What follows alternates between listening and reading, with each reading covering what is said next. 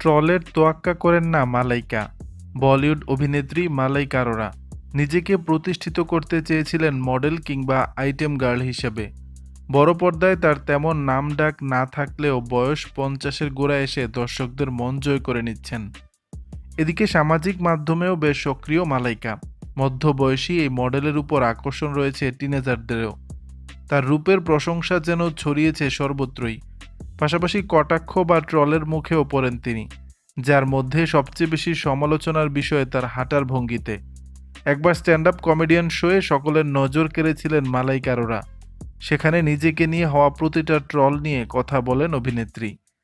এদিকে নেটিজেনরা মজা করে বলেন মালাইকার হাঁটার স্টাইল নাকি হাঁসের মতো, সেজন্য ডাক ওয়াক গার্লের তকমা পেয়েছিলেন অভিনেত্রী।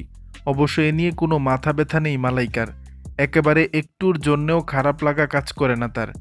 এ বিষয়ে একবার তিনি গর্ব করে বলেছিলেন, আমি হাঁসের মতো হাঁটি। আমার নিতম্ব যদি সুঠাম হয়ে থাকে এবং তা যদি এর বুফে টেবিলের মতো হয়ে থাকে, যেখানে আমি 7 কোর্স মিল পরিবেশন করতে পারি, তাহলে আমি কেন হাঁসের মতো হাঁটবো না? আমি হাঁস, বিড়াল, চিতা সবার মতো হাঁটতেই পারি। আমি এসবের তোয়াক্কা করি না। দর্শক, বিষয়টি নিয়ে আপনাদের মতামত জানাবেন নিচের কমেন্ট বক্সে।